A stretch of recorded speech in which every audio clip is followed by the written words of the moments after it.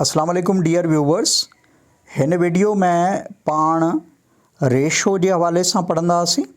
उनखां पोइ अव्हांखे इहो सम्झाईंदुसि त इहो प्रोपोर्शन छा आहे, उनजा काइंड्स जेके आहिनि उहे बि पढ़ंदासीं ऐं प्रोपोर्शन सां लाॻापियल जेके प्रॉब्लम्स आहिनि उहे आउं तव्हांखे तमामु आसान तरीक़े सां उनखे सम्झाइण जी कोशिशि कंदुसि। ऐं इहो वीडियो हींअर जेके PhD जी जेके प्रिपरेशन करी रहिया आहिनि उन्हनि जे लाइ इहो काफ़ी हेल्पफुल थी सघे थो। त सभ खां पहिरीं पाण इहो सम्झूं था त इहो रेशो छा आहे। रेशो जंहिंखे पाण सिंधी में निस्बत चऊं, the relation of one quantity to another of same kind, यानी रेशो जेको आहे हिकिड़ो रिलेशन आहे, यानी हिकिड़ो ताल्लुक़ आहे या हिकिड़ो नातो आहे ॿिनि मिक़दारनि जे विच में। ऐं उहे ॿई मिक़दार जेके आहिनि उहे साॻिए क़िस्म जा हुजनि, यानी ॿई मिक़दार जेके आहिनि उहे साॻिया हुजनि। मिसाल जेकॾहिं आउं तव्हांखे चवां 15 ॾींहं ऐं 3 महीना इन्हनि जो अमी पाण में रेशो कढो त अमी छा कंदो, या ॾींहंनि खे जेको आहे महीननि में तब्दील कयो या महीननि खे अमी ॾींहंनि में तब्दील कंदो, तॾहिं अव्हांजा ॿई मिक़दार जेके आहिनि उहे साॻिया थींदा ऐं उनखां बाद में जेको आहे अमी रेशो यानी कि निस्बत मालूम करी सघंदो। यानी कि रेशो जे लाइ इहो लाज़मी आहे त अव्हांजा ॿई मिक़दार जेके आहिनि उहे साॻिए क़िस्म जा हुजनि। फ़र्ज़ु कयो जेकॾहिं पाण ॿिनि जिस्मनि जो पाण मायो वठूं, हिकिड़े जिस्म जो मायो पाण किलोग्रामनि में वठूं ऐं ॿिए जिस्म जो मायो पाण मणनि में वठूं, त हाणे हिते रेशो कढण जे लाइ या अव्हांखे किलोग्राम जेको आहे उनखे मणनि में तब्दील करिणो पवंदो या मणनि खे जेको आहे किलोग्राम में तब्दील करिणो पवंदो। तॾहिं अव्हांजा ॿई मिक़दार जेके आहिनि उहे साॻिए यूनिट में अची वेंदा, साॻिए एके में अची वेंदा ऐं पोइ जेको आहे अमी आराम सां जेको आहे उन्हनि जो ईज़ीली रेशो जेको आहे उहो मालूम करे सघो था। The ratio A to B is usually written as A ratio B। ॿ मिक़दार जेकॾहिं पाण हिकिड़ो A आहे ऐं ॿियो B आहे त उनजो रेशो जेको लिखिबो उहो लिखिबो, पहिरीं लिखंदो आहे A ऐं पोइ रेशो जे लाइ 2 डॉट ऐं उनखां पोइ B, यानी या सेमी कॉलन जी निशानी, पोइ B। The quantities A and B are called terms of the ratio. Ratio में जेके 2 मिक़दार हूंदा उन्हनि खे जेको आहे पाण चवंदा टर्म्स ऑफ द रेशो, यानी कि उहे रेशो जा टर्म्स आहिनि। The first term A is called antecedent and the second term B is called consequent। यानी कि रेशो जेको बि हूंदो ॿिनि नंबर्स जे विच में हुजे या ॿिनि ABC जे लेटर्स जे विच में हुजे त उनमें जेको पहिरियों जेको टर्म आहे उनखे इंग्लिश में चइबो आहे एंटीसीडेंट ऐं ॿियो जेको टर्म आहे उनखे चइबो आहे कॉन्सिक्वेंट। त हिते पंहिंजो रेशो जेको आहे उहो A रेशो B हुयो, त A खे चइबो एंटीसीडेंट ऐं B जेको आहे उनखे चइबो कॉन्सिक्वेंट। उनखां पोइ फाइंड द रेशो बिटवीन, हिते जेको आहे मूं कुझु रेशो जे हवाले सां कुझु प्रॉब्लम्स कया आहिनि, कुझु न्यूमेरिकल्स कया आहिनि, उहे एक्सपेक्टेड आहिनि त अव्हांजी हिन PhD जी टेस्ट में अची सघनि था। त पहिरियों जेको आहे उहो आहे 4 ऐं 10 जे विच में पाण खे निस्बत मालूम करणी आहे, यानी कि रेशो मालूम करिणो आहे। त पहिरीं इहो लिखंदो 4 निस्बत 10, 4 रेशो 10। हाणे इन्हनि ॿिन्ही खे यानी कि एंटीसीडेंट ऐं कॉन्सिक्वेंट इन्हनि ॿिन्ही खे उहो टेबल लॻाईंदो जेको बुनियादी तौर ते ॿिन्ही खे लॻे। त 4 ऐं 10 ॿिन्ही खे कॉमन टेबल जेको आहे 2 जो लॻे थो। 4 खे 2 जो टेबल लॻंदो 2 चकर ऐं 10 खे 2 जो टेबल लॻंदो 5 चकर। त 4 ऐं 10 जेको आहे उनजी सादे में सादी निस्बत जेका उहा आहे 2 निस्बत 5। उनखां पोइ ॿियो जेको मिसाल वरितो आहे उनमें आहे 4 days and 1 month 18 days। यानी हिते जेके पंहिंजा 2 मिक़दार आहिनि उनमें पहिरियों मिक़दार आहे 4 days ऐं ॿियो जेको मिक़दार आहे उनमें हिकिड़ो महीनो ऐं 18 ॾींहं आहिनि। त पाण खे रेशो मालूम करिणो आहे। रेशो जे लाइ तव्हां छा कंदो, ॿिन्ही मिक़दारनि खे जेको आहे ॿई मिक़दार साॻिया कंदो, यानी कि महीना जेके आहिनि उनखे ॾींहंनि में तब्दील कंदो, पोइ पाण रेशो मालूम कंदासीं। त मूं लिखियो 4 days साॻियो लिखियो, पोइ निस्बत यानी कि रेशो। हिकिड़ो महीनो जेको आहे उनमें अव्हांखे ख़बर आहे घणा ॾींहं हूंदा आहिनि, 3 ॾींहं हूंदा आहिनि। त हिकिड़ो महीनो ऐं 18 ॾींहं माना 3 ॾींहं महीने जा, 18 ॾींहं ॿिया, यानी कि टोटल थी विया 48 days। यानी कि पाण खे 4 days ऐं 48 days जेको आहे उनजो रेशो पाण खे मालूम करिणो आहे। त डेज़ जेको आहे डेज़ में वेंदो हलियो, रेशो जेको आहे उनमें जेका पोयां जेको यूनिट हूंदो पोइ जेको हूंदो उनखे कैंसिल कयो वेंदो। हाणे 4 निस्बत 48 आहे त 4 जो टेबल पंहिंजो पाण खे लॻंदो 1 चकर ऐं 48 खे जेको आहे 4 जो टेबल लॻंदो 12 चकर त 4 डेज़ ऐं 1 मंथ 18 डेज़ इन्हनि ॿिन्ही मिक़दारनि जे विच में सादे में सादी निस्बत जेका उहा आहे 1:12 हिन खे पाण वधीक जेको आहे सिम्प्लीफाई नथा करे सघूं, हिन खे पाण वधीक जेको अञा सादो नथा करे सघूं। उनखां पोइ 3 नंबर में 1500 ग्राम्स एंड 3 किलोग्राम्स। हिते पाण वटि ॿ मिक़दार आहिनि, हिकिड़ो आहे ग्राम्स में आहे ऐं ॿियो जेको आहे किलोग्राम्स में आहे। पहिरीं में छा कंदो, ॿिन्ही मिक़दारनि खे सेम कंदो, आई मीन के या ॿिन्ही खे किलोग्रामनि में रखो या ॿिन्ही खे ग्रामनि में रखो, बाद में उनखे सिम्प्लीफाई कबो। त ही 1500 ग्राम जेको आहे मूं साॻिया लिखिया 3 किलोग्राम, ऐं ख़बर किलो जेको आहे उनजी माना आहे 10³ यानी 1000। त 3 किलोग्राम जेको उन में ग्राम घणा थींदा, हिकिड़े किलोग्राम में 1000 ग्राम आहिनि त 3 किलोग्रामनि में सिधी सी ॻाल्हि घणा थींदा 3000 ग्राम थींदा। त मूं 3000 ग्राम लिखिया। हाणे इहो करण खां बाद में अञा हिनखे सिम्प्लीफाई कबो त सिम्प्लीफिकेशन में हमें ॾिसो त 2 0 कैंसिल थी वेंदा, यानी ॿिन्ही खे जेको आहे टेबल लॻंदो 100 जो टेबल लॻंदो। उनखां पोइ बचियो आहे 15:30। त 15:30 यानी कि ॿिन्ही खे 15 जो टेबल लॻंदो। त इहो फाइनली थींदो अव्हांजो 1:2, यानी कि 1500 ग्राम ऐं 3 किलोग्राम जेको आहे उनजे विच में रेशो छा हूंदो, इट वुड बी 1:2। ऐं इहो पाण तॾहिं कयो जॾहिं ॿिन्ही मिक़दारनि खे पाण साॻे यूनिट में तब्दील कयोसीं ऐं उनखां बाद में पाण उनखे सिम्प्लीफाई कयोसीं त पाण खे सिम्प्लीफाइड रिज़ल्ट आई आहे, उहा आई आहे 1:2। उनखां पोइ आहे 2 मीटर एंड 500 सेंटीमीटर। हिते ॿई मिक़दार जेके आहिनि मुख़्तलिफ़ आहिनि, ॿिन्ही खे कोशिशि करी हमें सेम में रखंदो। त ही 2 मीटर जेको आहे मूं साॻियो रखियो ऐं 500 सेंटीमीटर जेको आहे हिनखे बदिलाईंदुसि ऐं मीटर में। त हिकिड़ो मीटर जेको आहे उनमें थींदा आहिनि 100 सेंटीमीटर, यानी कि 100 सेंटीमीटर बराबरि आहे 1 मीटर जे। त 200 सेंटीमीटर यानी 2 मीटर, इन हिसाब सां 500 सेंटीमीटर जेके आहिनि उहे बराबरि थींदा 5 मीटर जे। मीटर में वेंदो हलियो ऐं उनखां पोइ 2:5 इहो सिम्प्लीफाइड आहे, यानी कि ॿिन्ही खे को टेबल नथो लॻे, ॿई अव्हांजा प्राइम नंबर आहिनि। जॾहिं अव्हांखे प्राइम नंबर या 1 रेशो में अची वियो त उनखे फर्दर जेको आहे सिम्प्लीफाई नथा करे सघो। उनखां पोइ टर्म आहे प्रोपोर्शन, जंहिंखे पाण सवली सिंधी में चऊं तनासब। हाणे इहो प्रोपोर्शन यानी तनासब छा आहे, when 2 ratios A:B and C:D are equal, i.e. that is A:B जेको बराबरि आहे C:D J, the 4 quantities A, B, C, D are said to be in proportion। हाणे प्रोपोर्शन छा आहे, यानी अव्हांजा 2 रेशो जेके आहिनि उहे इक्वल हुजनि यानी बराबरि हुजनि। त उन्हनि ॿिन्ही रेशोज़ में जेके मिक़दार इस्तेमालु थिया आहिनि उन्हनि मिक़दारनि जे हवाले सां चइबो त इहे मिक़दार जेके आहिनि उहे प्रोपोर्शन में आहिनि, यानी कि तनासब में आहिनि। मिसाल जेकॾहिं अव्हांजो हिकिड़ो रेशो आहे 1:2 ऐं ॿियो रेशो आहे 2:4, इहे ॿई रेशो जेके आहिनि उहे बराबरि आहिनि। सिंपली मूं छा कयो आहे 1:2 जेको आहे उनमें मूं एंटीसीडेंट यानी 1 जेको उनखे 2 सां ज़रब कयो ऐं कॉन्सिक्वेंट उनखे 2 सां ज़रब कयो। त 1:2 जेको आहे उहो 2 सां ज़रब करण सां थी वेंदो 2:4। इहे ॿई पाण में बराबरि आहिनि। त जॾहिं 2 रेशो पाण में बराबरि हूंदा त उनमें जेके मिक़दार इस्तेमालु थिया आहिनि, जेके रेशो में मिक़दार इस्तेमालु थिया आहिनि उन्हनि जे हवाले सां चइबो त उहे मिक़दार जेके आहिनि प्रोपोर्शन में आहिनि यानी तनासब में आहिनि।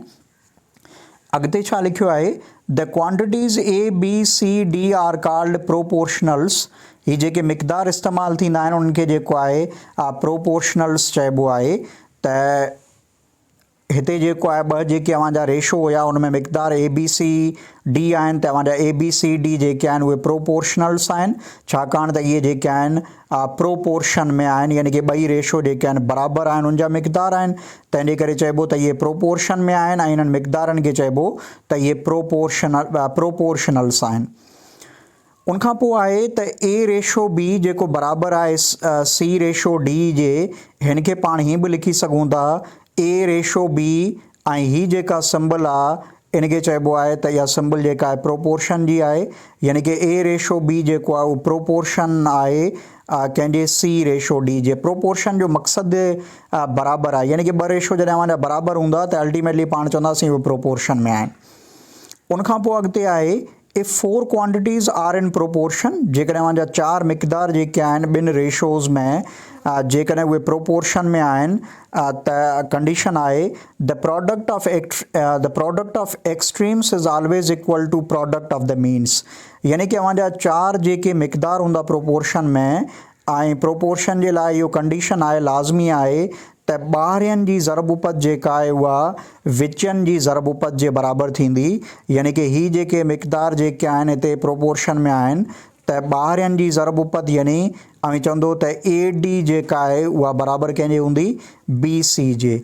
यानी कि ए जी अंदे नंबर ऐं डी जी अंदे नंबर उन्हनि खे जॾहिं पाण में मल्टीप्लाई कंदो ज़रब कंदो त उन्हनि जो जेको जवाबु ईंदो उहो विचनि जी ज़रब उपत यानी कि बी ऐं सी जी ज़रब उपत जे बराबरि हूंदो। त इहे प्रोपोर्शन जे लाइ इहो कंडीशन आहे त 2 रेशो अञा प्रोपोर्शन में तॾहिं हूंदा जॾहिं उन में जेको आहे प्रोडक्ट ऑफ एक्सट्रीम्स यानी कि ॿाहिरियनि जी ज़रब उपत सां बराबरि हूंदी प्रोडक्ट ऑफ मीन्स यानी कि विचनि जी ज़रब उपत जे बराबरि हूंदी। त हिते मूं एग्ज़ाम्पल वरितो आहे 1:3 जेको प्रोपोर्शन में आहे 5:15 जे। त इहो प्रोपोर्शन में आहे या न इन जे लाइ अमी चेक कयो। ॿाहिरियनि जी ज़रब उपत यानी 1 ज़रबिया 15 कंदो, जवाबु ईंदो 15। विचनि जी ज़रब उपत यानी 3 ज़रबिया 5 कंदो त इहो बि 15 पियो अचे। यानी पाण चई सघूं था त 1:3 ऐं 5:15 इहे ॿई जेके आहिनि, ॿई रेशो जेके आहिनि उहे प्रोपोर्शन में आहिनि ऐं ही जेके क्वांटिटीज़ आहिनि हिते 1, 3, 5, 15 इन्हनि खे चइबो त इहे प्रोपोर्शनल्स आहिनि।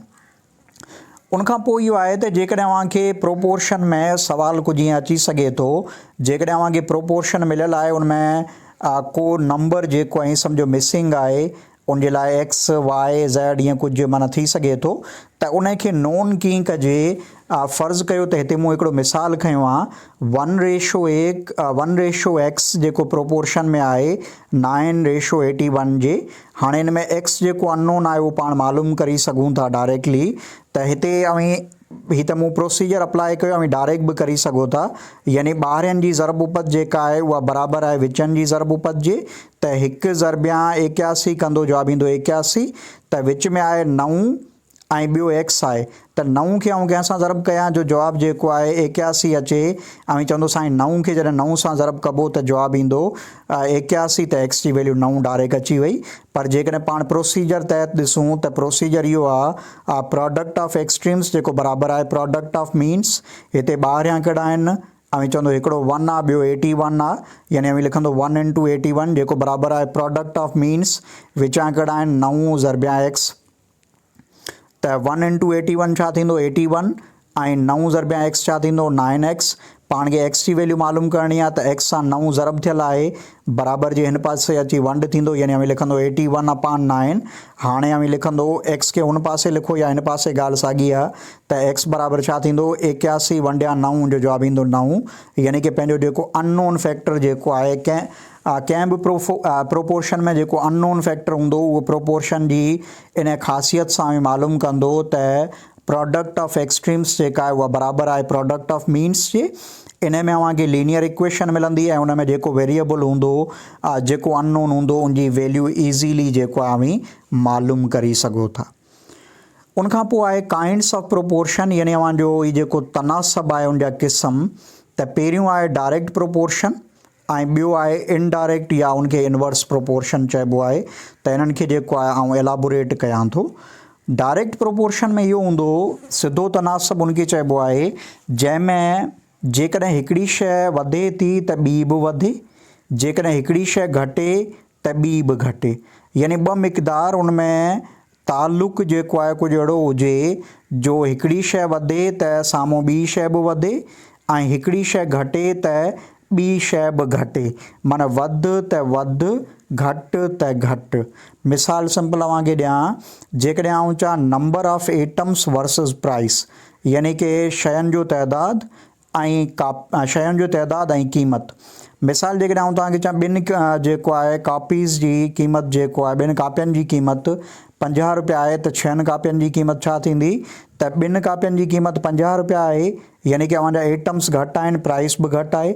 हाणे आउं चवां थो 6 कापियुनि जी क़ीमत छा थींदी, यानी कि आउं एटम्स वधायां थो त प्राइस बि वधंदी। त नंबर ऑफ एटम्स ऐं प्राइस जे विच में जेको तालुक़ु हूंदो या जेको प्रोपोर्शन हूंदो उहो छा हूंदो, उहो डायरेक्ट प्रोपोर्शन हूंदो, यानी कि उते अवांजा 2 रेशो जेके आहिनि उहे अवांजा इक्वल त हूंदा, पर उन में रेशोज़ में जेकॾहिं अवी कंहिं रेशो जेको उन में हिकिड़े रेशो खे वधाईंदो त अल्टीमेटली अवांजो ॿियो रेशो जेको आहे उन में ॿियो रेशो जेको उन में एंटीसीडेंट ऐं कॉन्सिक्वेंट ॿई वधंदा। उन खां बाद में इनडायरेक्ट प्रोपोर्शन इहो आहे त इनडायरेक्ट प्रोपोर्शन में यानी हिते उबतो सीन आहे, जेकॾहिं अवी हिकिड़ी शइ खे वधायो त ॿी घटे ऐं हिकिड़ी शइ खे घटायो त ॿी वधे, यानी वधि त साम्हूं घटे ऐं जेकॾहिं घटायो त साम्हूं ॿी शइ वधे। त हिते बि खोड़ सारा एग्ज़ाम्पल आहिनि। जेकॾहिं मिसाल आऊं तव्हांखे चवां त हिकिड़ो सिंपल मिसाल आहे त हिकिड़ो कमिरो जेको आहे उनखे 10 मज़दूर जेके आहिनि उहे 2 ॾींहंनि में ठाहिनि था।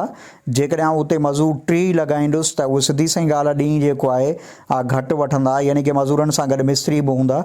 त मज़दूरनि यानी कि नंबर ऑफ लेबर्स ऐं डेज़ जो पाण में तालुक़ु छा आहे, उबतो तालुक़ु आहे, यानी कि अवांजा लेबर्स जेकॾहिं वधीक हूंदा त ॾींहुं घटि लॻंदा ऐं लेबर्स जेकॾहिं घटि हूंदा त ॾींहुं वधीक लॻंदा कंहिं टास्क खे, कंहिं कम खे मुकमल करण जे लाइ। त हाणे इहो थी वियो, यानी कि डायरेक्ट ऐं इनडायरेक्ट हाणे इहो पढ़ण जी ज़रूरत कोन्हे, उमेद समझ में अची चुको हूंदो। हाणे इन डायरेक्ट ऐं इनडायरेक्ट प्रोपोर्शन जेको उन ते प्रॉब्लम्स ईंदा आहिनि, त हाणे उन प्रॉब्लम्स खे करण जा 2 तरीक़ा आहिनि। हिकिड़ो तव्हां किताबनि में पढ़ियो हूंदो जंहिंमें अवी 2 लिखंदा आहियो, यानी कि उनमें जेके 2 मिक़दार आहिनि उहे लिखंदो, पोइ उन्हनि जे हेठियां लिखंदो, पोइ अवी ॾिसंदो डायरेक्ट आहे त एरो 2 मथे ॾींदो। त इहो तरीक़ो पाण जेको यूज़ न कंदासीं, इन खां हिकिड़ो बहितर तरीक़ो आहे, सिंपल तरीक़ो आहे, उहो यूज़ कयूं था। उनमें रिज़ल्ट तव्हांखे अञा बि जेको आहे उहो जल्दी मिलंदी as far test is concerned. त हिते मूं हिकिड़ो एग्ज़ाम्पल वरितो आहे, if the price of 15 copies is 180 rupees, 15 कापियूं जेके आहिनि उनजी क़ीमत आहे 180 रुपया, then what would be the price of 50 copies, त 50 कापियुनि जी क़ीमत जेका आहे उहा छा थींदी। यानी कि पाण खे प्राइस कढणी आहे, क़ीमत कढणी आहे, त शुरू में हिते जेको अवी स्टेटमेंट बयानु लिखंदो उन में जेका शइ अव्हांखे मालूम करणी आहे उहा रखंदो अवी ऑन राइट, यानी साॼे पासे। अव्हांखे क़ीमत जेका कढणी आहे त उहा क़ीमत जेका आहे साॼे पासे अचणु घुरिजे। जेका शुरू में अव्हांखे स्टेटमेंट मिलियल आहे इन स्टेटमेंट जे आधार ते अवी क़ीमत रखंदो ऑन राइट, यानी साॼे पासे।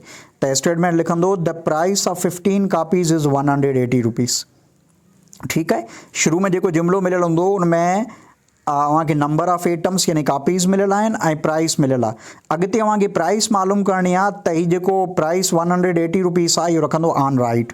जेकॾहिं कापियुनि जो तइदादु हींअर मालूम करिणो पए हा त अवी 180 रुपीज़ जेको आहे इहो लिखो आहे लेफ्ट में ऐं 15 कापीज़ लिखो आहे राइट में, यानी इहो यूनिटरी मेथड आहे। उन खां बि सिंपल थिए थो, जवाबु साॻियो ईंदो पर थोरो प्रोसीजर अलॻि आहे। ठीकु आहे, त जेका शइ अव्हांखे मालूम करणी आहे उहा लिखंदो ऑन राइट, ऐं इहा स्टेटमेंट जेका लिखबी उहा शुरू में जेको अव्हांखे मिलियल आहे उन जे आधार ते लिखबी। 15 कापियूं जेके आहिनि उनजी क़ीमत आहे 180 रुपया, तव्हां लिखंदो the price of 15 copies is 180 rupees. इहो प्राइस वग़ैरह अव्हांखे टेस्ट में लिखण जी ज़रूरत कोन्हे, ख़ाली लिखिजो 15 बराबरि 180। पोइ अॻिते छा आहे, the price of 1 copy will be, हिकिड़ी कापी जी जॾहिं क़ीमत मालूम कंदो त हीउ लेफ्ट में जेको नंबर आहे 15 खाॿे पासे इहो वंड कबो, सिधी सही ॻाल्हि आहे, क़ीमत घटंदी। तव्हां लिखंदो 180 भाङे 15, 180 भाङे 15।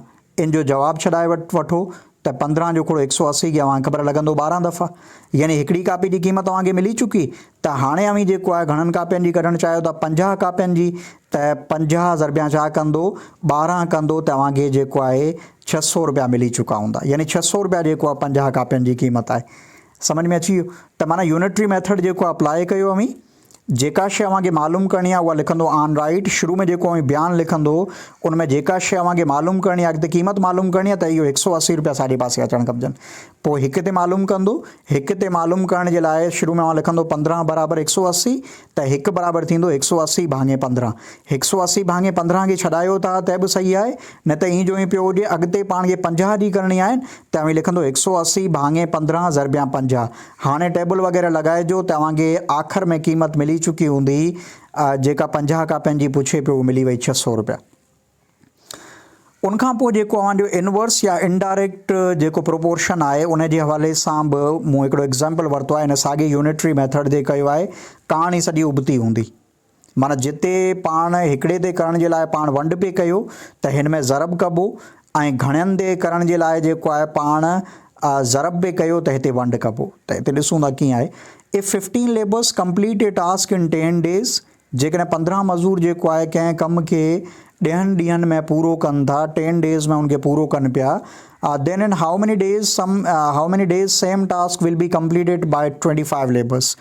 15 मज़दूर जेके आहिनि कंहिं कम खे को कमु उन जे हवाले कजे थो, ठीकु आहे, पोइ खोटाई जो कमु आहे या मिसाल तौरु का पुराणी का जाइ आहे उनखे मिसाल तौरु ॾाहिणी आहे, त उहो जेको आहे 15 मज़दूर जेको आहे 10 ॾींहंनि में ॾाहिनि पिया। त हाणे चए थो त जेकॾहिं उते पाण 25 जेकॾहिं लेबर लॻायूं त उहो घणा ॾींहं वठंदा, यानी पाण खे ॾींहं मालूम करणा आहिनि। त पहिरीं जेका स्टेटमेंट लिखंदो उन में इहो लिखंदो, अवी डायरेक्ट उते कंदो पेपर में, त लिखंदो 15 बराबरि 10। हीअ सॼी कहाणी लिखण जी ज़रूरत कोन्हे। अव्हांखे अॻिते जेको आहे ॾींहं मालूम करणा आहिनि त डेज़ जेको आहे left hand side right hand side ते अचणु घुरिजे। त मूं लिखियो 15 labours complete A task in 10 days. हाणे हिकिड़ो लेबर जेको आहे इहो साॻियो टास्क घणनि ॾींहंनि में कंदो, त हाणे इहो उबतो तनासब जो आहे। छो, माना जेतिरा अव्हांजा मज़दूर वधीक हूंदा ॾींहं घटि लॻाईंदा, घटि मज़दूर हूंदा ॾींहं वधीक लॻाईंदा। त यूनिटरी मेथड में उते जॾहिं अव्हां हिक ते मालूम कयो त अव्हां वंड पे कयो, यानी हिते जेको एग्ज़ाम्पल हुयो इन में ॾिसो अवी गौर सां, त हिते मूं चयो 15 कापियुनि जी क़ीमत 180 रुपया आहे। हिकिड़ी कापी जी क़ीमत जेका आहे उहा कीअं कढिबी, ऐं 180 वंडिया कंदो 5। पर हिन में छा आहे त हिकिड़ो लेबर जेको आहे उहो 10 वंडिया 15 न थींदो, बल्कि 15 ज़रबिया 10 या 10 ज़रबिया 15 थींदो, यानी हिते ज़रब थींदो। ठीकु आहे, छो हिकिड़ो लेबर जेको आहे सिधी सही ॻाल्हि वधीक ॾींहं वठंदो, ऐं 25 लेबर जेको आहे उनजी करण जे लाइ त 25 सां वंड कंदो। हुते अव्हां ॾिठो हुयो त पहिरीं हिक ते करण जे लाइ पाण वंड कयो, ऐं पोइ घणनि कापियुनि जी क़ीमत मालूम करण जे लाइ हिकिड़ी जेका क़ीमत आहे उन सां ज़रब कयोसीं। हिते हिक ते कंदो त ज़रब कंदो, ऐं घणा लेबर जेके आहिनि उहे ॾींहं वठंदा, केतिरा ॾींहं वठंदा उनखे वंड कंदो, यानी सॼी कहाणी उबती आहे प्रोपोर्शन उबतो आहे। त लिखंदो 15 ज़रबिया 10 भाङे कंदो 25, हिन खे सिंप्लीफाई कंदो त 10 जो टेबल हिन खे लॻंदो 2 चकर, हिन खे लॻंदो 5 चकर, ऐं 5 जो टेबल लॻंदो हिन खे 3 चकर, 3 × 6, यानी कि 15 मज़दूर जेके आहिनि उहे 6 ॾींहं वठंदा। सिधी सही ॻाल्हि आहे, लेबर वधायो त उहे ॾींहं बि घटि वठंदा। त इहो थियो अव्हांजो माना डायरेक्ट ऐं इनडायरेक्ट चओ या इनवर्स प्रोपोर्शन जा प्रॉब्लम्स जेके आहिनि मूं उनखे सफ़ा सिंपल तरीक़े सां यूनिटरी मेथड सां कया। त इहो पैटर्न अवी फॉलो कजो, इनमें अव्हांखे जवाबु जेको विदिन सेकेंड्स में मिलंदो। हू रेशो में लिखणु पोइ एक्स उहो इट टेक्स सर्टेन टाइम आहे। उनखां पोइ रेशो जे हवाले सां this is the last question of today's video. 2 numbers are in ratio 7:8, then what are those numbers? 2 number जेके आहिनि उन्हनि जे विच में निस्बत आहे 7:8, ऐं उन्हनि जो इहो मूं सम आहे ॾिनो, ऐं उन्हनि जो सम यानी जोड़ उपत जेका आहे उहा 105 मिलियल आहे। माना इंटरेस्ट जा खोड़ सारा प्रॉब्लम बुक्स में आहिनि। त 2 दोस्त जेके आहिनि हिकिड़ो कारोबार शुरू कनि पिया, भाईवारी कनि था, रक़म लॻाइनि था 30,000, ऐं उन में जेको आहे उन्हनि जी निस्बत आहे पैसा ॾियण जी जेका निस्बत आहे उहा 1:2। त माना हर कंहिंजो जेको आहे शेयर घणो आहे इहो मालूम कयो इन तर्ज़ में। त 2 निस्बत आहिनि, 2 नंबर आहिनि, उनजी निस्बत आहे 7:8, ऐं उन्हनि ॿिन्ही नंबरनि जो जोड़ जेको आहे 105 आहे। त उहे 2 नंबर मालूम कयो। त पहिरीं निस्बत में जेके टर्म्स आहिनि उन्हनि जी जोड़ मालूम करे वठो। त सम ऑफ रेशोज़ छा थींदो, 7 ऐं 8 घणा थींदा 15। हाणे पहिरियों नंबर जॾहिं कढणु चाहियो था त पहिरें नंबर जो जेको रेशो आहे उहो लिखंदो मथे यानी 7, भाङे में लिखंदो सम ऑफ रेशो यानी 15, ऐं ॿिन्ही नंबरनि जो जेको जोड़ आहे उहो आहे 105। उहा मूं प्रॉब्लम में हिते न लिखियो, पर 105 जेको 2 नंबरनि जो जोड़ आहे। त हाणे हिनखे सिंप्लीफाई कंदो, 15 जो टेबल जेको आहे 105 खे लॻंदो 7 चकर, 7 7 49, यानी पहिरीं नंबर जेको आहे 49 आहे। ऐं ॿियो नंबर कढण जे लाइ त ॿिए नंबर जो जेको रेशो आहे उहो रखंदो न्यूमरेटर में यानी 8, भाङे छा कंदो सम ऑफ रेशो यानी 15, ऐं उनखे ज़रब कंदो 105 सां, ऐं उनखे सिंप्लीफाई कंदो त जवाबु मिलंदो 56। यानी 2 नंबर जेके आहिनि उनजो जोड़ आहे 105, उहे नंबर आहिनि 49 ऐं 56। ऐं 49 ऐं 56 ॾींहं जेकॾहिं निस्बत वठंदो सादे में सादी निस्बत त उहा 7:8 ईंदी। 49 खे 7 जो खोड़ो लॻंदो 7 चकर, ऐं 56 खे 7 जो खोड़ो लॻंदो 8 चकर। So this is the end of the lecture. मां उम्मीद कयां तव्हांखे सम्झ में अची चुको हूंदो। अञा बि जेकॾहिं को क्वेश्चन आहे, को सम्झ में नथी अचे का शइ, then you may put your question in the comment section. I will reply over there. Thank you for watching. Thank you so much.